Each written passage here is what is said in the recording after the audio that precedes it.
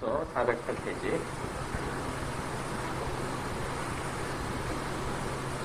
읽겠습니다. 여섯째 천사가 나팔을 불매 내가 들으니 하나님 앞 금단 네 뿔에서 한 음성이 나서 나팔 가진 여섯째 천사에게 말하기를 큰 강 유브라데에 결박한 네 천사를 놓아주라 하매 네 천사가 누웠으니 그들은 그년 월시에 이르러 사람 3분의 1을 죽이기로 예비한 자들이더라. 마병대의 수는 2만만이니 내가 그들의 수를 들었노라. 이같이 이상한 가운데 그 말들과 그 판자들을 보니 늘 말씀드립니다만 이 장로교를 창설한 칼빈 선생은 계시록에 대해서 아예 선회하지 않았습니다. 매우 겸손한 일이었습니다. 도저히 바르게 말하기에는 내게 부담입니다. 그래서 66권 가운데 65권 65권은 칼빈 선생의 책을 썼지만 계시록을 빼놨습니다. 그가 법률가이니만큼 법적인 예리한 그 감각에서 한 글자라도 틀리게 해서는 어떻게 하나 하는 조심스러움이었을 것입니다. 그리고 계시록 강의는 정통파학자, 바로 믿는 학자들도 수십 종류 해석으로 나눕니다. 그래서 함부로 손대려고 하는 것이 손대지 아니하는 것이 계시록에 대한 강의입니다. 그렇기 때문에 계시록 강의는 정통신앙관에서도 어떤 해석은 한 해석이 한 7가지, 여기까지 각각 다릅니다. 다른 것은 그래 나팔을 하게 되면 이거 뭐다, 나팔은 뭐라고 적어놨으면 쉬운데 그냥 나팔로 했기 때문에 66권 안에 나팔 창조해 가면서 이것인가 저것인가 이렇게 해석을 하는 해석이기 때문에 적어도 계시록은 한결같이 끝장까지 똑같은 해석을 할 수 있는 사람이 있다 하더라도 다 공연하지 않습니다. 그래서 매우 복잡한 것이 계시록입니다만 그래도 우리가 읽어야 할 것은 1장 3절 아까 우리 장로님 예배 시작하기 전에 읽으셨습니다. 이연의 말씀을 읽는 자, 듣는 자들, 지키는 자들이 복이다. 그냥 읽고 듣고 지켜야 됩니다. 읽는 건 혼자 있는 것이지만 듣는 것은 강한 사람이 있습니다. 그러니까 이 말씀은 어렵더라도 읽고 듣고 지키는 여하튼 목적이기 때문에 우리들이 강의도 하고 노력을 하는 것입니다. 그리고 한 가지는 이 계시록 해석은 역사적으로 과거사로 상징적으로 미래사로 여러 가지 해석을 했습니다. 부족한 저는 그런 해석을 약간 상고하기 때문에 종합해서 중심된 뜻이라고 여겨진 이 해석을 또 감동 가운데서 여러분에게 전하고 있습니다. 그 점을 양해하시고 계시록 해석이든 또 어떤 다른 성경 해석이든 정통학자들 가운데도 이것이더라고 성경에 표시되지 않는 성경은 종들이 각기 나름대로 해석하는 이런 여러 해석들이 있는 것이니까 해석이 다르다고 해서 남을 비난하거나 오해해서는 안 되겠습니다. 자기들 나름대로 정성껏 해석을 하는 학자들 가운데도 여러 바가 있습니다. 성경에 대한 조회도 없고 교양과 믿음이 약한 사람들이 제 마음대로 해석하는 그것은 상당히 되겠습니다. 그러나 국내국에서 고민된 종들이 해석하는 해석은 자소탁입니다.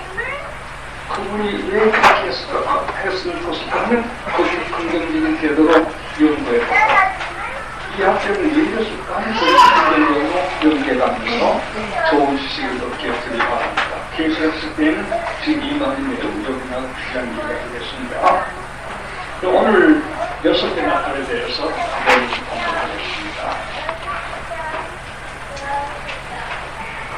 그렇다고 해서 제가 말씀드린 건 막연하게 생각하지 마십시오. 저건 좀 일반적이지만 확신을 가지고 여러분이 드린 말씀이니까 잘 기억하시기 바랍니다. 교원 8쪽이 있습니다.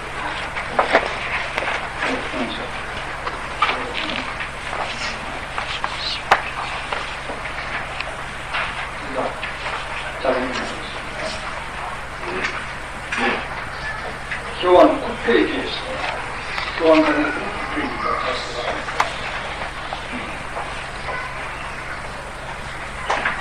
지난주 녹음했습니다만 첫째 나팔, 둘째 나팔, 셋째 나팔, 넷째 나팔은 대개 전산명관이 있는 것이 아니냐.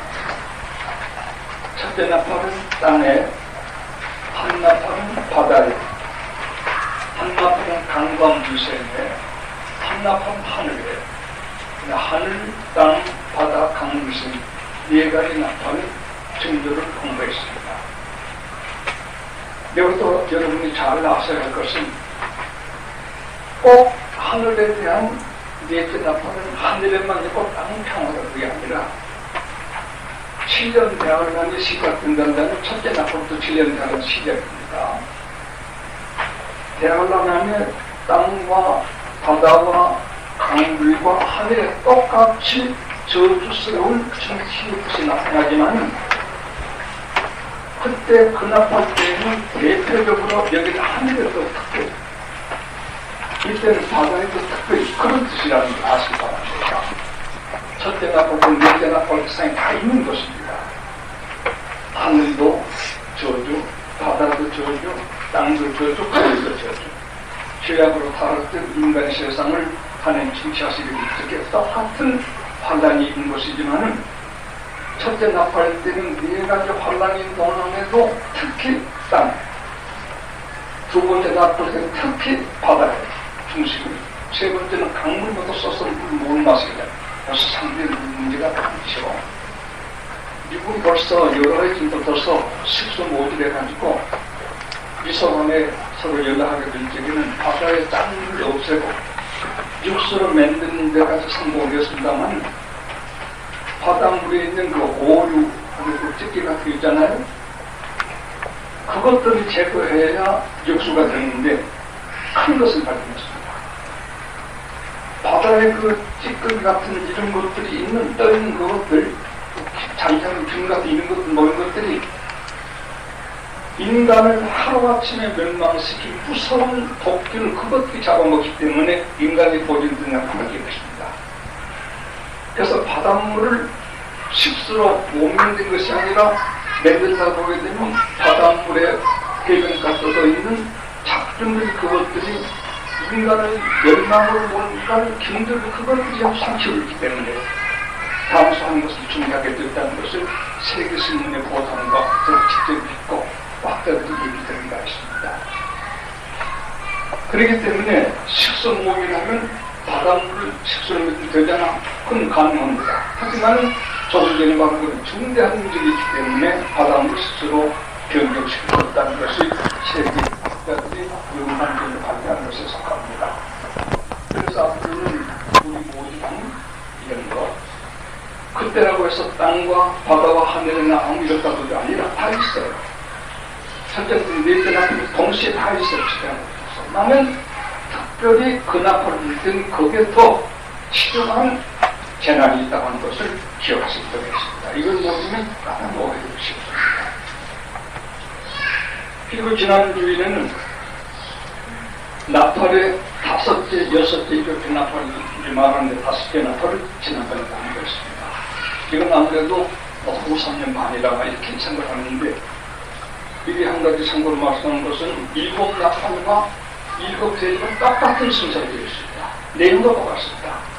그런데 일곱 나팔을 공부를 잘하면 일곱 대접은 저절로 하도록 되어 있습니다. 일곱 나팔 공부를 잘하시기 바랍니다.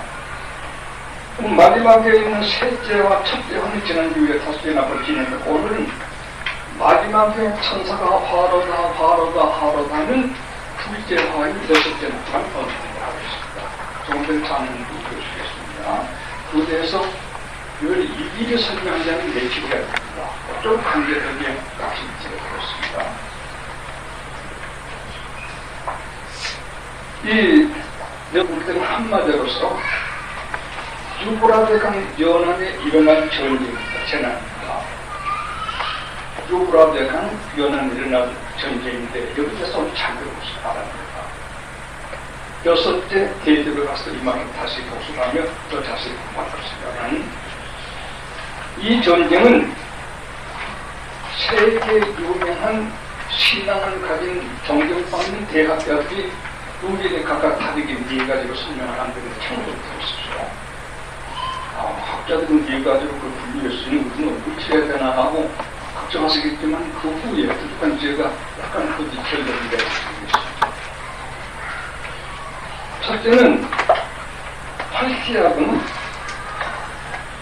팔티아금이 로마에 침입한 것으로서 여섯째 나팔 예언은 은해버렸다. 과거로 지내갔다. 이런 학자들이 있습니다. 큰 학자들 얘기입니다. 둘째는 터이기 군대가 동로마 제국을 공격한 일을 말한다. 1453년에 멸망시킨 이 일을 말한다고 에리오스라고 하는 대학자가 강조했습니다. 그것도 과거사에서 하겠군요. 지금은 그렇게 보면 여섯째 나쁜 지금 상고 여기 되잖아요. 그러니까 미래사로 본 과거사, 역사학적으로 본 사람들 말고 계기로 본 사람들에게는 그 두 해석을 부인할 수 있었더라도 그건 하나 원전의 모형에 불과하고 그것을 본격적인 것을 아직 미래 속한다. 이렇게 보는 것이 모두 종합해서 원만하게 해석하는 사람들이 해석되겠습니다. 세 번째는 좀 천주교에 미안한 일인가 학자들이 속인가 그렇게 얘기합니다. 천주교가 다시 세계적으로 왕성을 받고 신교를 추가하는 일에 대한 화답입니다. 천주교가 루터가 나올 때까지는 신을 모조리 잡아주겠다는 사실입니다. 근데 아직까지는 천주교가 신으로 손을 잡힌다만 7년 그 무렵, 그 전후에 이들이 세계 신교 성도들을 핍박한 일을 말한다. 유명한 해석이라고 보는데 이 해석은 안식교 학자들이 특히 더 주장을 강조를 많이 하고 있습니다. 안식교 사람들은 천주교를 아주 악마로 보는 그런 해석을 그네들 성법에 가지고 있기 때문에 이런 해석을 취하는 것입니다. 네 번째는 이제 그 해석을 취한 사람은 글라스고라고 하는 대학자가 그라가서 취합니다. 네 번째는 장차 사탄이 모든 왕들을 움직여 격동할 실상을 보인 것이다. 이건 미래사로 해석입니다. 수많은 해석이 있고 역사나 상주나 성경적으로 해석할 수 없는 미개한 사람들이 제 마음대로 해석하는 것은 백종적은 없습니다. 그러나 그런 거 치부하지도 않습니다. 어느 때나 가다 보면 우리 눈으로 볼 때에도 성경에 대한 알파벳도 잘 모르는 정도 사람들이 자기 해석을 옳다하고 대학자들 해석을 거부하는 일들이 기독교 역사에 언제든지 가득 차 있습니다. 자기 적은 눈에 안 맞는 건 전부 아니라는 겁니다. 그런 일들이 국내국에 얼마든지 있는 것입니다. 그러나 이제 말한 이 네 가지 해석, 여섯째 나팔을 불 때 유브라데에 일어난 이 전쟁에 대해서 세계에서 존경받는 네 학자들의 해석을 설명해 드리는데 모두 각각 다릅니다. 조금 더 후에 종합적으로 설명 말씀드리겠습니다. 성경 보시면서 9장 13절 여섯째 천사가 나팔을 불 때 내가 들으니 하나님의 큰단 네 뿔에서 한 음성이 났다. 여섯째 천사는 하나님의 직속된 천사입니다. 전에도 말했지만 인을 떼는데 인을 보는데 역사가 나타납니다. 눈으로 보는 데서 역사가 적용됩니다. 나팔은 귀로 듣습니다. 귀로 듣는데 듣는 소리 속속 이런 역사가 적용됩니다. 여기서 정신 수양이 잘 되고 성령 감동을 많이 받는 사람들 글 읽으면서 글에 담긴 상황을 볼 수 있고 귀로 들으면서 음성을 통해서 세계를 내다보는 그런 귀 열림, 눈 열림이 있는 것입니다. 우리 동양에는 어린애기들 위한 천자책에도 관묘 변생, 모양을 보고 모양 속에 있는 사실을 분간한다. 영음 찰리, 음성을 듣고 음성 속에 있는 전 역사적 사실을 깨닫는다. 우리 동양에도 그런 일서 경물치지하던 사람들이 소위 투시라든지 달관하게 될 적에 약간의 그런 경우도 있습니다. 여기는 인을 떼는데 인은 글이요. 글을 보는데 역사가 적이요. 상황이 적이요. 앞으로서 듣는데 들음 속에 세계가 정의돼요. 시니까 대접을 쏟는데 쏟는 대접 안에서 역사가 적이되는 예답입니다. 그러니까 인간은 듣고 보고 하는 그것이 듣는 건데 그 거치면 안 됩니다. 듣고 보는 것은 어떤 세계 키홀을 겨우 보고 그 문을 열고 내다보면 그 세계 활짝 보이는 것이고, 들리는 음성은 그것도 키홀처럼 극히 적은 열쇠 구멍 들여다보는 것 같이 들려지는 음성을 통해서 음성의 전세계를 내다보는, 이렇게 영감을 가진 사람이 해석하는 것은 일반 사람은 전혀 믿을 수가 없다고 합니다. 그들은 보고만 하지만 자기들이 안 보이니까. 그들은 들으면서 정확히 세계를 통찰하면서 추측이 아니라 보고만 하지 못본 사람들이 그 사람들 말을 믿을 수가 없습니다. 거짓말이다, 조작이다, 이렇게 나올 수밖에 없다는 것, 여러분께서 상식으로 알아보시기 바랍니다. 사도요한은 그런 사람이기에 인된 걸 보다가 세계를 보고, 사도요한 나팔을 들으면서 육으로 강 전생 상황을 봅니다. 영감 있는 사람들은 그렇게 아는 영지라는 것이 신령한 안란이라고 했습니다. 세상에도 소형 투시라고 하는 게 있지 않습니까? 천리안이니 투시라는 것이 없는 것은 아닙니다. 육신에는, 마음에는, 영에는 똑같은 눈. 육신의 눈은 감으면 안 보여요. 마음의 눈은 감아도 보여요. 영의 눈은 세상 지혜를 모르는 걸 아는 눈이 있습니다. 그러니까 영눈이 없는 형제자매는 아무리 믿음이 있는 것 같아도 영눈, 영귀 있는 사람의 직접 보고 듣고 하지만 안 보입니다. 이만한 담장이 있습니다.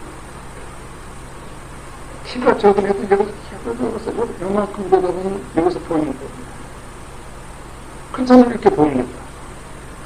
그러니까 이렇게 보는다고 이 본 사람이 다르들 수 있었습니다. 그러니까 이렇게 본 사람은 이 본 사람의 말을 과장합니다.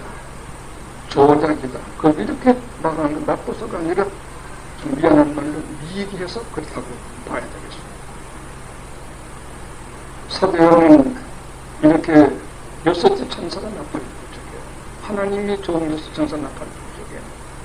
나팔 소리 듣는데 보여오는 것이 있습니다. 영통입니다. 우리가 그런 데까지 가면 참 좋습니다.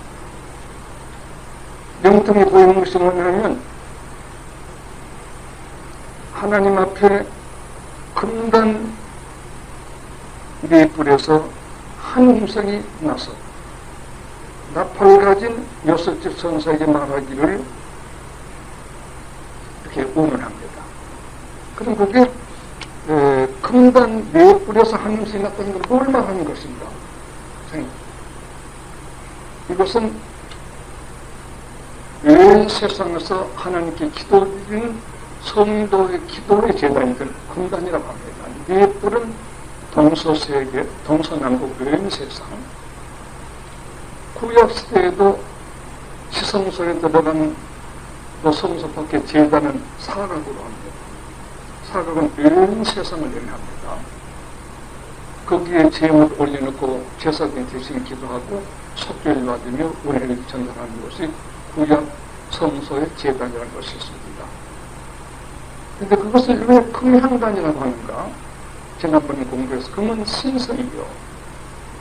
향단, 기도는 신령한 영구로운 것이다. 그래서 신성인 기도가 아닌 기도가 할 수가 없다.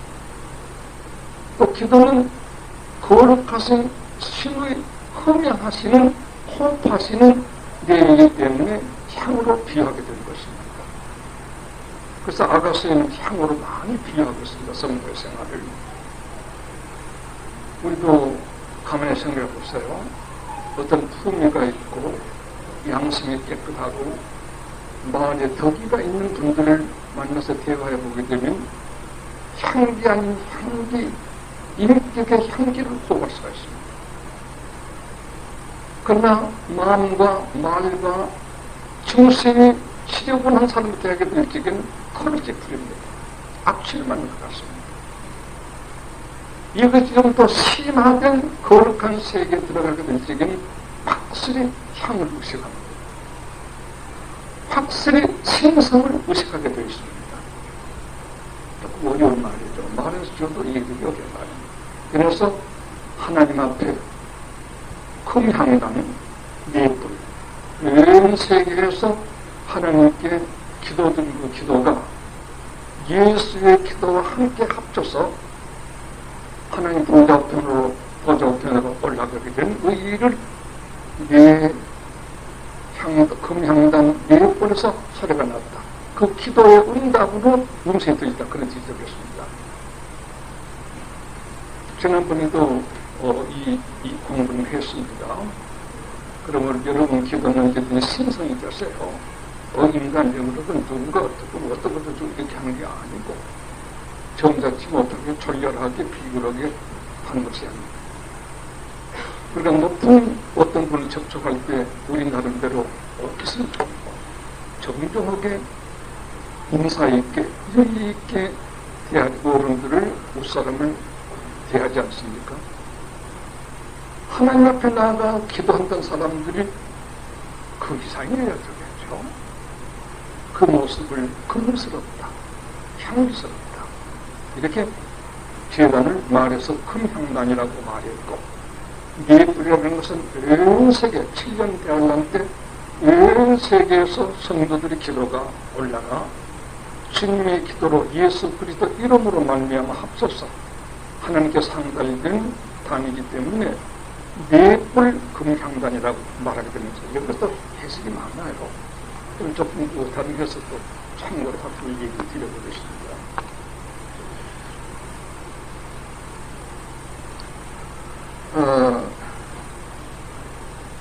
거기에 대해서 말씀드린다면 네 천사에 대해서 조금 전에는 그 금향단 말했습니다만 이제 설명이 나옵니다. 네 천사는 악천사다 말은 해석이 있습니다. 심판하는 천사는 악천사다. 거기서 네 천사가 나온 것도 먼저 생각합니다. 그것은 외경 에녹서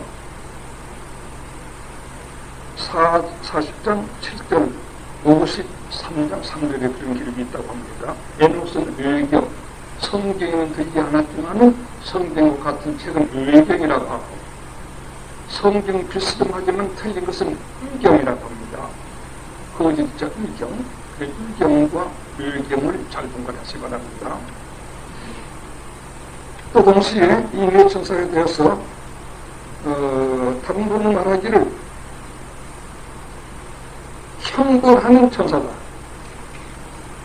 형벌하는 천사라고만 말하는 학자가 있고 또 한 학자는 선한 천사다 말합니다. 선한 천사라고 말하는 사람은 역시 우어즈라고 하는 대학자가 말하고 있군요. 또 랑게, 우리가 존경하는 랑게 학자가 세계 가장 존경하는 그이는 그분이 뜻밖에 악한 천사라고 합니다. 이 인간은 악한 천사다. 선한 천사가 어떻게 인간을 망하게 할 수가 있냐. 이건 악한 천사, 하나님 악한 천사일 수 없다. 이렇게 말합니다. 이렇게 해석해도 부부합니다. 또 다른 이는 유브라데 강변에 있는 네 큰 나라를 말한다. 이번에 그 걸프 전쟁에 유브라데 강변 후세인 저 바로 거기입니다. 거기에 주변에 있는 큰 네 나라들을 네 천사라고 해서 아주 천사가 생겨나는 것이 아니라 4대 강국이 일어나서 세계를 아주 혼내는 것, 정리하는 것을 말한다. 이렇게 해석이 구합니다. 그러나 우리가 그렇게 했을 것은 없다고 생각하고 있습니다. 그럼 먼저 여섯째 나팔을 부을 적에 천사가 금향단 네 모퉁이의 소리가 받은 이 여섯 천사는 틀림없이 하나님을 기계해서 하나님이 시킨 천사다. 금향단 네 모퉁이의 소리는 금 기도의 신선, 향 기도의 거울, 사각단은 온 세계 성도의 기도. 거기서 소리가 났다는 건 이 기도의 응답으로 하늘의 음성이 들렸다는 거. 그렇게 해석해서 아무도 부정할 수 없다고 생각이 좋습니다.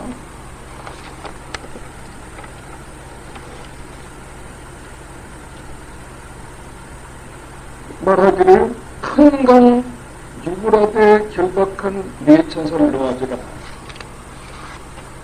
유브라데 강에 결박한 네 천사를 놓아주라 했으니까 학자들은 이것은 양계 해석이 맞다. 악한 천사다. 우리도 그렇게 생각할 수 있습니다. 유브라데 강에 결박한 천사라고 하는 것은 하늘에 있는 천사입니다. 그러면 유브라데 강에 있는 네 천사를 놓아서 3분의 1 생명을 죽이라고 했으니까 이건 악한 천사라고 보는 양계 해석을 취하는 것이 꼭 천사만으로 본다면 옳을 것으로 저도 동의를 하는 것입니다. 유브라데에 결박한 천사니까 하늘에 쫓겨나서 공중에서 또 쫓겨나서 결박을 해둔 천사가 하나님께 속한 선한 천사라고 할 수는 없을 것이겠습니다. 그 점에 대해서 여러분 잘 긍정시키려고 합니다. 그럼 이 네 천사가 놓였으니 15절 그들은 그 영월일시에 이르러 사람 3분의 1을 죽이기로 예비하는 자들이더라. 이것을 독해라고 하는데 읽으면서 해석하는 경우는 훨씬 편리할 것 같아요. 네 천사가 그 영월일시라는 말이 무슨 말일까요? 예수님께 제자들이 마태복음 24장 2절 3절에 보면 물었습니다. 주여 어느 때 주님이 오시며 언제 이런 일이 있겠습니까? 물었을 때 주님께서 날과 때는 가르치지 않았습니다. 사도행전 1장 5절에도 5, 6절에도 제자들이 이스라엘 나라 흘러갔으면 어느 때쯤 됩니까? 했을 적에 예수님께서 그것은 아버지께서 정하신 것인데 그건 아버지께서만 아신다. 너희 알 바니라고 말했습니다.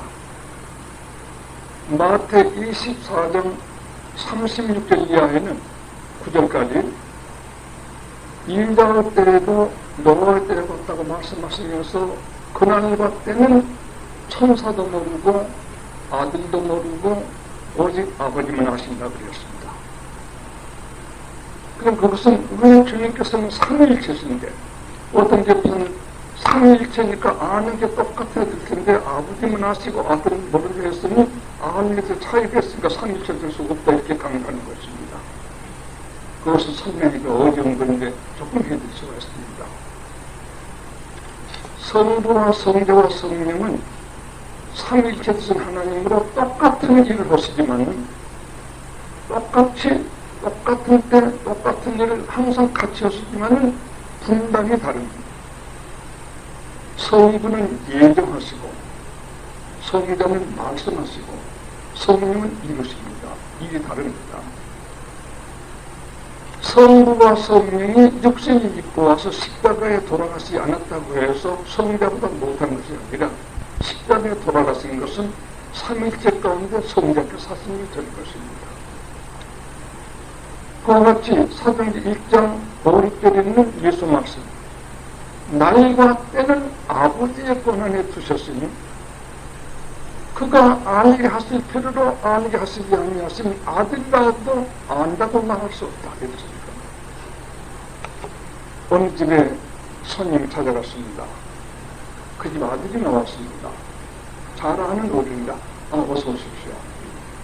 당연히 아버지를 만나러 오면 어디에 가서 이게 어디였으면 알겠나? 그 아들 나옵니다. 그건 자기 본능에서 잘 모르겠습니다. 언제쯤 오실지 모르겠습니다.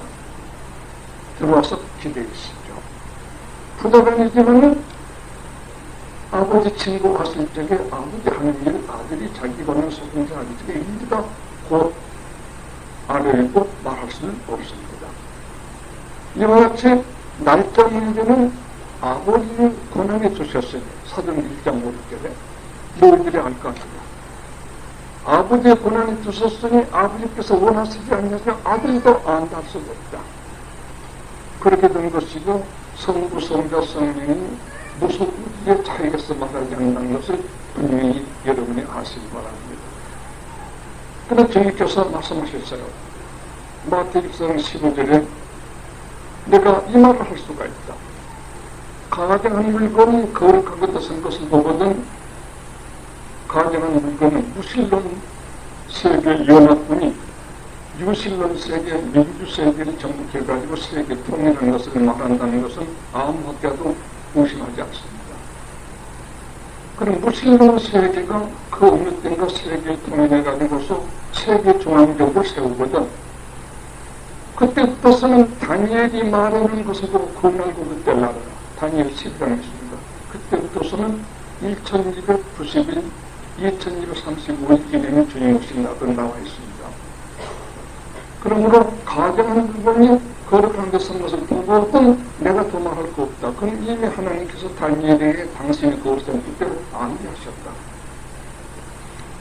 나의 볼 때는 모르는 것이 아니라 아버지께서 알겠어 얼마든지 압니다. 예선 예레미야도 기원전 600년에 예루살렘에 바벨론에 포로됐다가 기원 530년에 700년 온다 그 얘기 맞았습니다. 모세도 아브라함이 애기로 들어가 400만이 나온다는 그 영향이 그대로 맞았습니다. 그런데 성자께서 모르시기가 없는 것입니다. 부족한 저 같은 것도 어떤 때는 3년 이내 미쳐 죽습니다. 미쳐 죽던데요. 이와 같이 하나님이 알게 하시는 사람도 때와 나를 알지만 아버지께서 원치 아니하시면 아들이라도 안다 수 없다. 이 점을 여러분이 명확하게 잘 의식하시기 바랍니다. 그래서 여기도 사도 요한이 주님께서 자기들이 무엇을 집에 연합일식을 말씀하지 않으셨습니다. 그건 아버지께만 아시네요. 이민자 어릴 때도 아들도 모르고 아버지만 아시, 천사도 아버지만 아십니다. 왜냐하면 실 문제는 아버지 권한에 속한 것이다. 성자 권한, 성녀에 속한 아버지 권한에 속한 것이다라고 주님께서 지금 말씀하셨습니다. 그 제자 사도 요한이 묵시 받게 될 때에도 그 연합일식을 발표하지 않고 있습니다. 다만 다니엘 12장 연합일식은 발표합니다. 조금 후에 공부합니다. 12장 공부합니다만 두 주인이 죽은 1260일 42단 3년간 동안 13장 5절에 가보면 무신론 제국이 무신론 세계에 아울러 세계를 정복하게 되면 42달 동안 다스립니다. 역시 3년간입니다. 12장에도 한때, 두때 본데, 세때 본 3년간입니다. 사도연도 스승 되신 예수님 하신 말씀같이 가정한 분이 그렇게 선 그때부터서는 다니엘서 계산 그대로 요한도 묵신 받고 그대로 우리에게 발표하고 있습니다. 그러나 주님이 정말로 오시고 환난 일난 그날 그때 그 날과는 주님도 말씀하시지 아니하는 것을 제자들 사도이 말할 수가 없습니다. 그래서 그 연을 지나고 말하게 된 것입니다. 나는 하나님이 아니게 하시면 우리도 알 수 있습니다. 아버지의 뜻에 이건 알게 되겠다면 때가 돼서 알겠으면 우리도 알 수 있다는 것을 믿으시기 바랍니다. 그래서 여기는 그 연합이 6개 납관을 볼 때에 그 연합일시는 발표하지 아니하고 그 연합일시에 있을 일을 말하고 있습니다. 연합일시로 사람의 3분의 1을 죽이기로 예정자들이라. 지금 세계를 50 먹으러 본다면 3분의 1은 약 17억이 정도가 나거든요. 많은 숫자입니다. 그래서 14장 마지막 절에는 이때 죽은 사람들을 흘리는 피가 로마 이스로 1600스타디움을 공답했습니다. 유럽대강은 전쟁 정식이기 때문에 강으로 부릅니다. 1600스타디움은 우리나라에서 환산은 750입니다. 낙동강 길입니다. 그 피가 만구려까지 올라오는 높이로서 750을 그린다는 것은 2억 명의 피가 말입니다. 이 일을 어느 학자들에게 어느 믿지 않는 장성들에게 묻는 친구가 있었습니다. 그들이 말하기를 2억이 죽으면 어느 의사들은 한 사람에게 물이 2억 말이랍니다. 액체가 의사들 말입니다. 그래서 가까워 도저히 있거든 말했습니다. 인생은 물보다인가 보다. 없어 보이는데 인생은 누구나 몸에서 7만 액체를 뺄 수가 있다. 그렇게 말함으로써 7만 액체를 2억개 하게 되면 아마 로마에서는 2600스타디움 피가 흘릴 것이라고 하는 말이 되겠습니다. 요런 3장에는 또 에스겔 39장에는 이때 죽은 사람을 전 유대 국민이 달라들어서 7개월 동안 장례를 해야 된다고 했습니다. 2억이 다 죽는 것이죠. 이때 저는 2억명 이제 군대가 도는 것인데요. 어떤 장성은 말했습니다. 시골 인구를 제1선에 투입한 군대를 뽑는다면 한 2억을 뽑을 것이다. 수송부대, 무슨 준비군 아니고 1선에 접전에 세계 전 인구를 최전선에 배치하려면 2억 명이 될 수가 있다. 그 이상 뽑겠지만 뒤에서 수송해야 되고 직접 전쟁 참여하지 않는 부대가 있으니까 1선에 배치한다면 현재 인구의 2억이라야 될 수 있다. 그것은 믿음 없는 어느 장군의 계산이었습니다. 그러니까 아마 지금은 그런 때가 될 수 있지 않나요? 2억. 아니 1선을 들어가 직접 전투하는 그 2억이 이때 움직여서 3분의 1이 정도가 이었습니다. 3월에는 지금은 약 20억이죠. 로마서를 전역으로 서울대는 피가 흐르고 7개월 동안 전국이 그런 장을 지키는 것입니다. 놀라운 일입니다. 그런 일이 앞으로 오게 될 것입니다.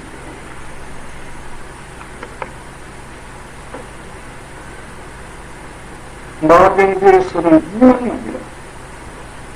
2억이죠.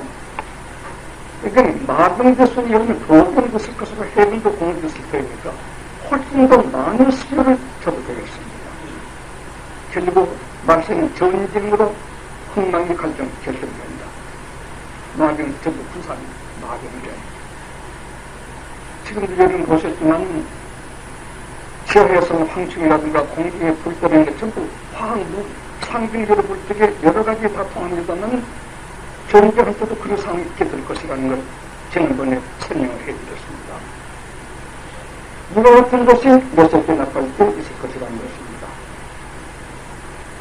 이 점에 대해서 잘 넘기고 유브라데 강변을 중식을 전쟁을 하게 되었습니다. 유브라데 강변을 좀 소개해 드리겠습니다.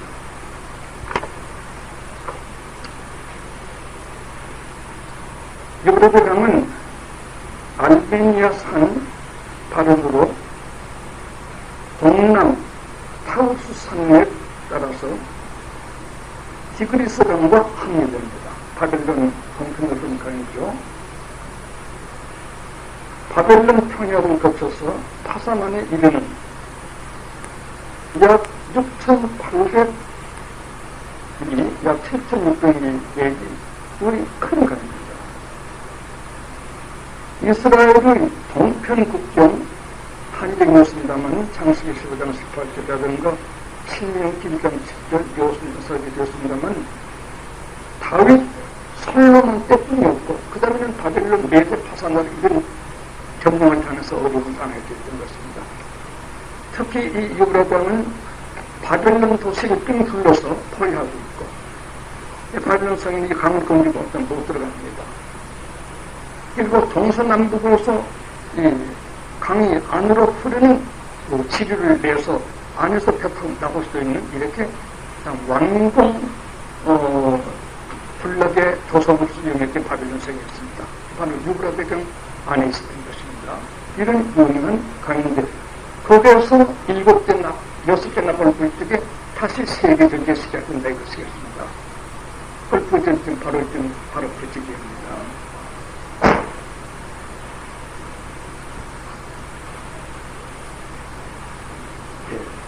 그럼 우리 계시록 16장을 잠깐 찾으세요.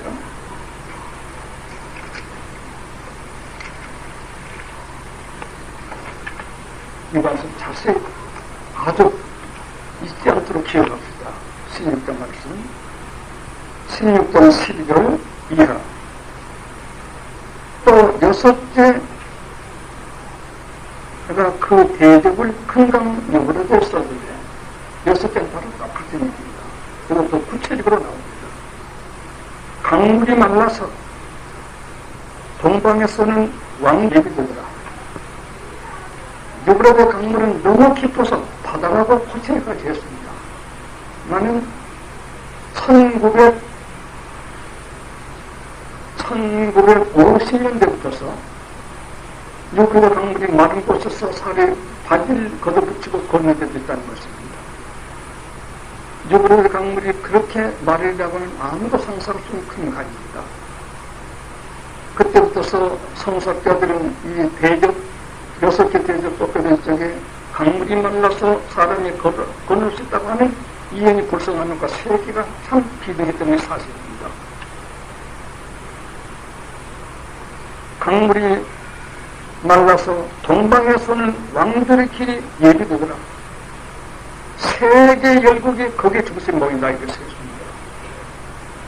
이번에 골프전 때 미국을 중심으로 해가지고 세계의 전기를 배당하며 세계가 거기에 이편 저편 동참했던 사실은 너무나 놀라운 일입니다.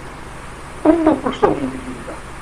고작 두 나라 전쟁, 이웃은 몇 동맹 서로 전쟁한 것밖에 없었는데 벌써 유브라데라고 하는 그 나라, 바로 바벨론 중심된 유브라데강 골프전 서의 붓에 있는 그의 중심에서 영미, 구라파, 동방, 아시아 할 것 없이 전부 세계 임금들이 집중 주목을 하고 동참했다고 하는 것은 이 영의 인구가 벌써 진행되고 있다는 사실을 우리가 무시할 수도 없을 것입니다.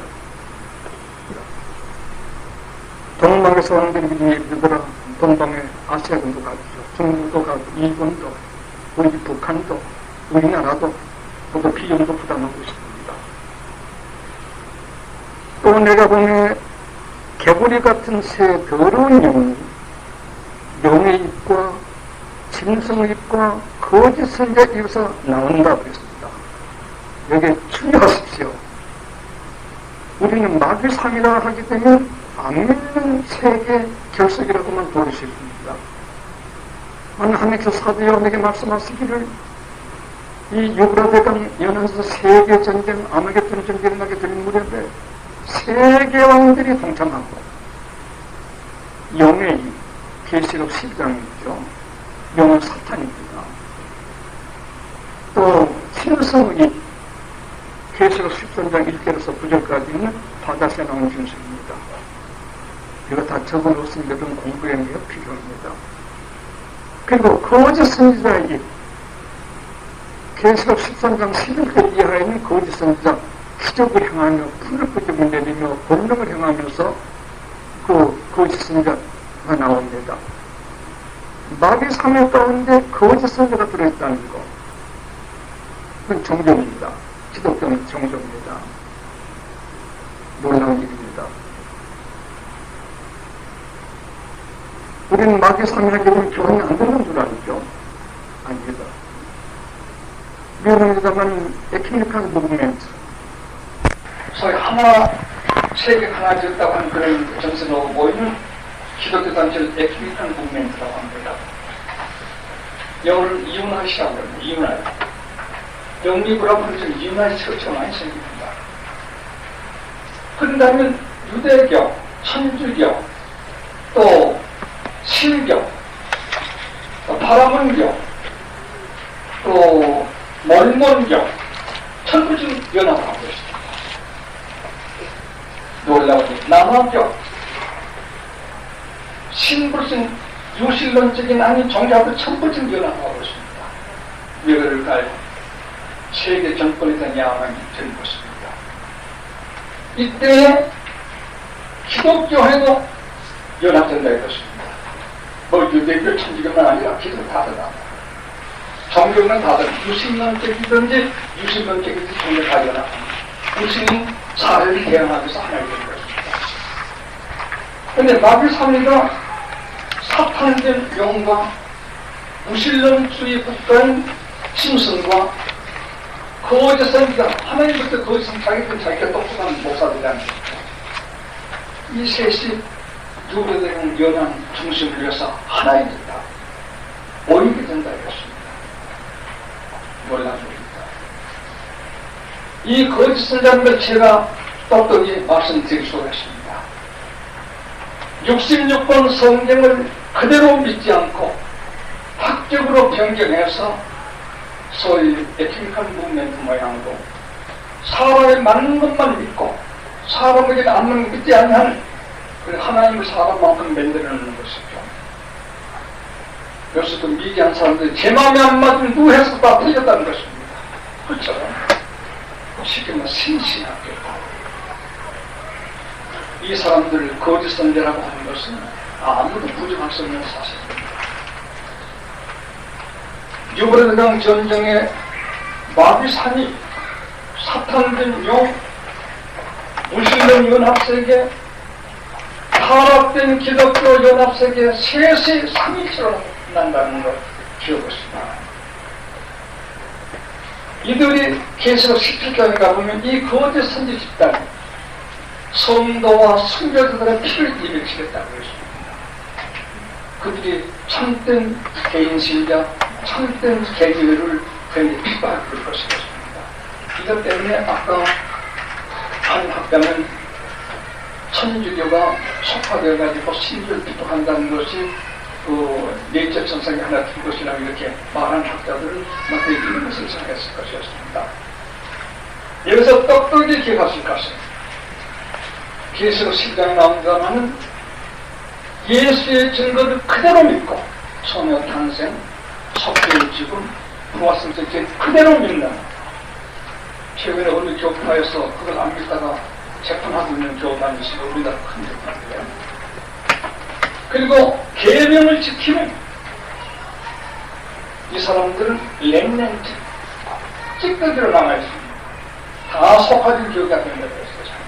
지위, 명예, 환경, 호전 이런 것들 해가지고서 다 주파를 던지면서 큰 연합체가 하니까 출세도 좋고 이득도 좋고 살만하고 재미가 있으니까 다 간다 이렇습니다. 언제나 치존 지키는 건 고독하다고 할 수가 있겠죠. 그래서 마귀 삼위에 부패된 정교계가 함께 서 있다는 점 깊이 명심해야 우리는 잘못된 독립적인 정신은 관세는 안 되겠지만 신앙적인 독립정신은 다 변하더라도 아센스들 혼자라도 진리를 붙들고 걸어갈 용의가 있어야 되는 것입니다. 지금 차츰차츰 그런 세계로 들어가고 있습니다. 자, 그런데 큰애집에서 개구리가 분명히 나온다고 했습니다. 개구리는 모든 학자들이 이건 똑같습니다. 이중 생태가 우리도 시에도 유치도 됩니다. 교회에서도 멋지게 뛰어다니고 사회도 멋지게 뛰어다니는 이중 성격까지 종교가 됩니다. 예수님께서는 정치관이 하지 말고 성령 받아겠다 그 증인되라고 했는데 그렇게 하지 않습니다. 정계에도 교계에도 일정 시대는 자기 키운 성도들에게 이놈 전망을 쫓아가라고 호통치던 목사들이 해외가 되니까 그런데 환영하는 유언장이 꽂혀서 축하를 받는 이런 정도로 연구를 잘합니다. 그것이 개보이라고 합니다. 우리도 쉬어다니고 일찍이 보인다. 이민정 변하니 뺐다가 변하니 이런 것들이 많은 것입니다. 그래서 개골을 잡고 세 마리가 여기 세 마리 나오는데 혼자 개골 서로 남을 해치는 비방 정상 모략 등의 새 개구리가 걷는다고 하면서 지치던 우리에게 개구리 걸린다, 혓바닥이 걸린다. 이런 상황으로 여섯째 나팔을 도는 일을 여섯째 때 더 명확히 채택인 그때 상황을 우리에게 설명해 주는 것입니다.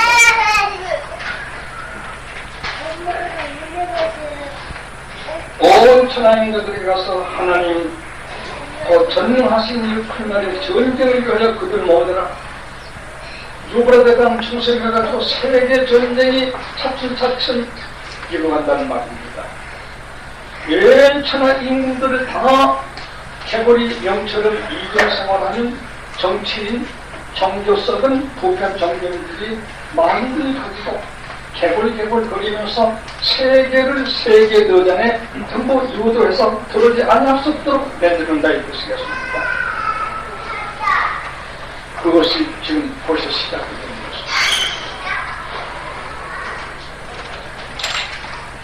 그래가지고 이 신비를 만나러 가보게 되면 히브리용으로 아메리칸이라는 곳으로 왕들을 모아 거기서 접견이 대전이 일어나게 될 것이겠습니다. 이것이 여섯째 나팔이면서 이 일을 구체적으로 여섯째 대전부터 자세히 설명하고 있는 것입니다. 앞으로 유권대장 중심한 모든 소식을 들어보세요. 후생이 결단코 넉넉하게 소멸되지 않을 것입니다. 핵을 만든 무슬림 국가들은 자기들끼리 미래의 어떤 야망을 위하여 비밀이 공급하고 비밀 공급해 여기란 위치에 저장을 하는 일에 준비도 하고 있을 것이겠습니다. 왜냐하면 18장에 가보면 계시록 하루 동안에 무슬림 세계가 무슬림 세계를 불러태웠다고 나옵니다. 계시록 18장에 나온 말입니다. 이와 같이 여섯째 나팔은 요브라데강 연안에 있는 이런 건데 여섯째 나팔, 천사가 나팔을 보니까 큰 향단 4개 소리가 났습니다. 기도 드리는 제단대로 소리가, 기도 응대로 소리가 나옵니다. 저 유브라데 강에 목거든 네 천사를 돌아놓으라. 이것은 그 연합일시에 전쟁을 일으켜 인류의 3분의 1을 죽일 것이야. 그 마병대 수만 2억이 되는 수가 보이는 것이야. 지금 어느 전쟁도 2억이 동원된 세계 전쟁에서는 아닌 것입니다. 이 2억은 일선에 전투 일선에 배치된 군사수를 말하는 것입니다. 2억 지금 50을 된 사람을 이런 저런 그 군부 이런저런 거 다 빼서 일선에 기억도 꼭 있다는 어떤 장수의 말이 드러나있습니다.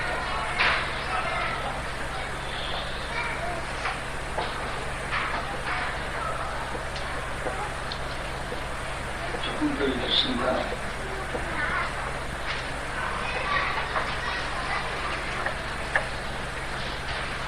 저는 그러나 이같이 이상한 가운데 그 말들과 그 탕자들 보니 그 말은 꼭 말인가 상징적입니다. 말도 타겠고 탱크도 타겠고 구축함도 타겠고 비행기도 타겠고 모두 타고 하는 전쟁입니다.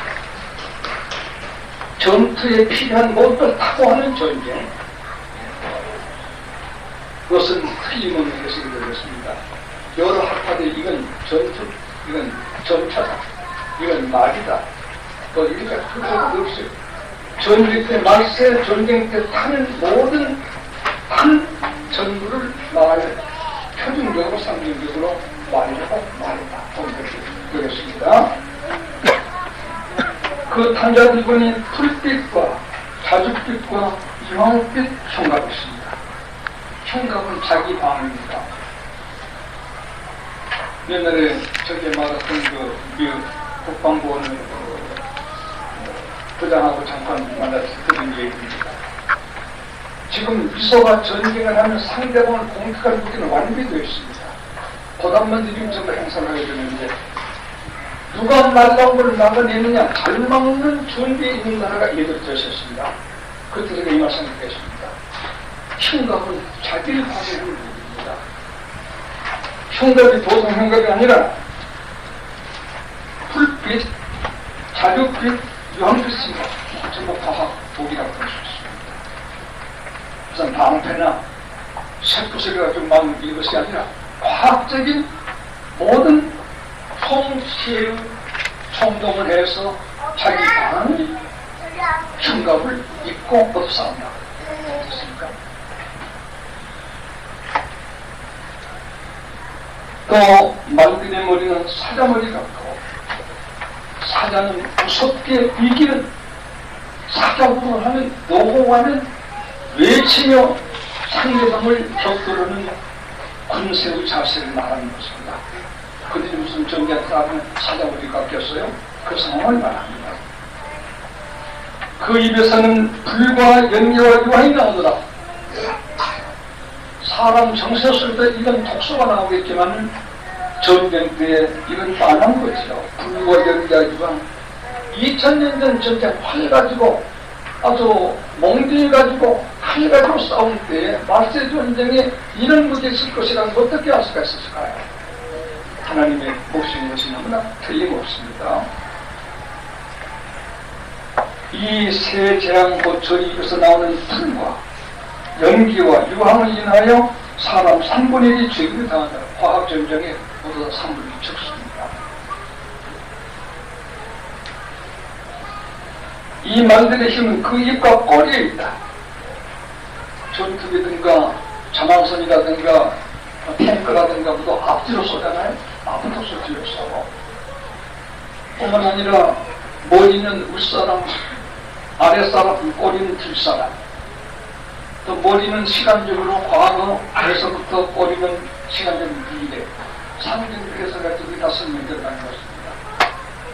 시작과 끝 모두 불토하고 머리와 끝 불토하고 전쟁 무기도 앞으로도 쏘고 뒤로도 쏘고 이런 무기들로 3분의 1을 지금 전쟁이 일어난다. 이것 때문에 한번 조심하셔야 됩니다.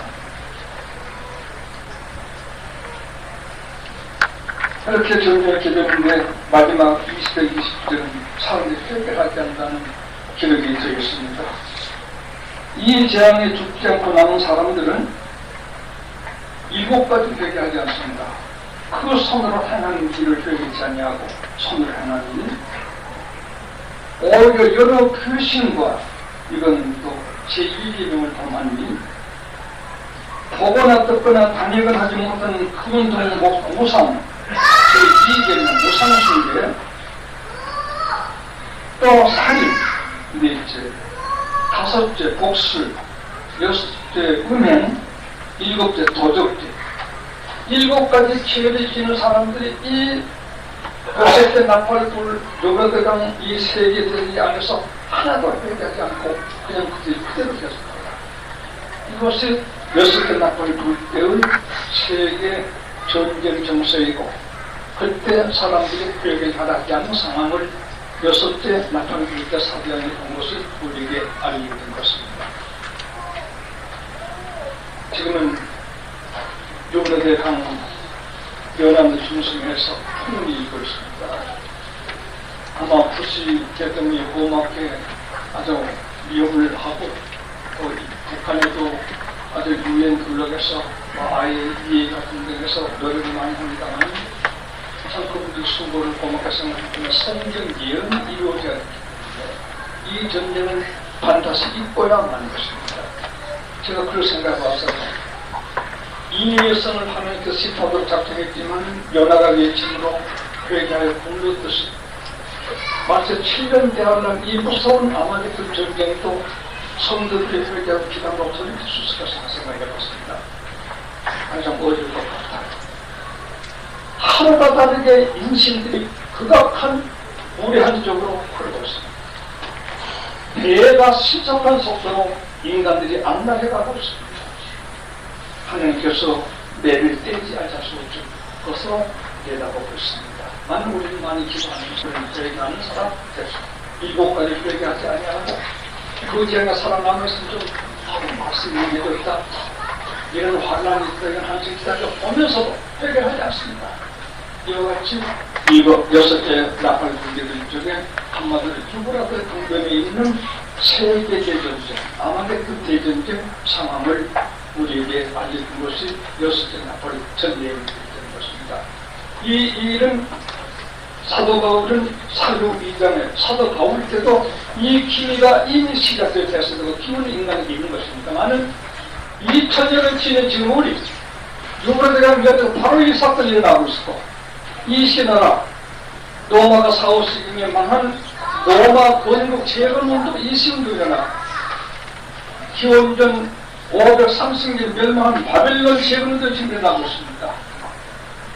이렇게 바벨론 열불락 계속해서 7장 13절에 열불락이 나옵니다.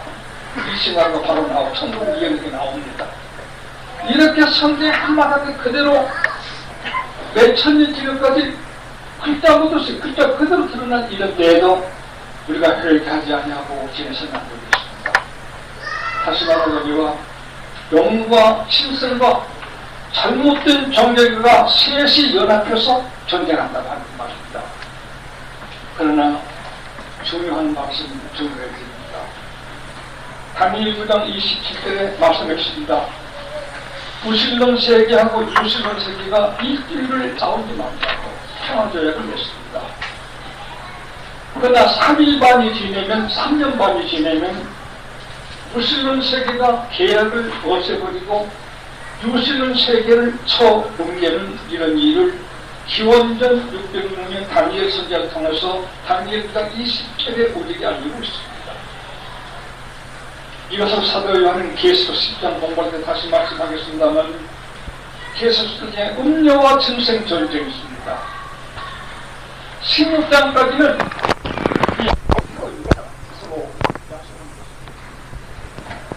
고르바초프가 결혼을 찾아간다든가 고르바초프 부시 찾아간다든가 서로 모두 결탁을 하고 문제라고 조약을 맺습니다.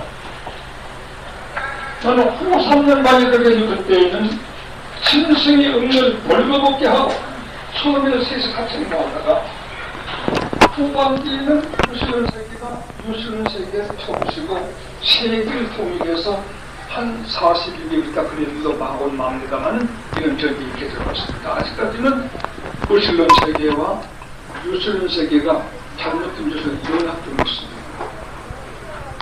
짐승의 세계가 경제력 때문에 유실론 세계에 활동하는 것처럼 차려드리기도 하고 조약도 하고 서로 도움도 하고 있습니다. 미국의 유실론 세계가 유실론 세계의 협조를 경계했던 마음대로 못 받아들일 때에는 이놈들이 너희에게 다 불법을 나온 겁니다. 그동안 경제력으로 고생하던 세계 열국이 그렇다 하여 지금까지 화강시켜 살던 영미불합한 실수모라는 그네들이 세계를 정리하게 될 것이라는 것은 하나님 앞에서 제가 책임 있게 이 말씀을 증거해 드리는 것입니다. 이런 때가 앞으로 다가오고 있습니다. 경제 몰락이 곧 올 것입니다. 경제 몰락 당하게 되면 영미는 미국은 갈 곳이 없습니다. 헛되먹게 하던 그들이 설 자리가 없습니다. 계시록 17장 13절에 우리는 무신론 세계 편이 되셔야 하고 아우성은 주푸시라고 사도 요한이 계시록 17장 13절에 외치고 있는 것입니다. 동시에 우리나라나 다른 나라나 진리를 파롱하는 사람들 그런 성격을 받은 기독교계에 나라에서 핍박을 받고 키우는 사람, 인도하는 사람들도 욕을 먹게 된 일이 그 바람이 어떻게 나오겠습니까? 있게 되게 될 것입니다. 이것은 우리 아이고 이들이 지혜있게 초신해나가는 신앙을 하시기 바랍니다. 매우 여기는 말씀 이 얘기를 6개나 벌타면서 마치려는 것입니다. 오늘 여기까지 말씀드리고 앞으로 이제 점점 구체적으로 지금은 나팔이 대전 나오지만 앞으로는 직접적으로 인간 전쟁사로서 아픈 묵시가 나오는데 앞으로 읽으시면서 같이 찾아보시기 바랍니다. 오늘 여기까지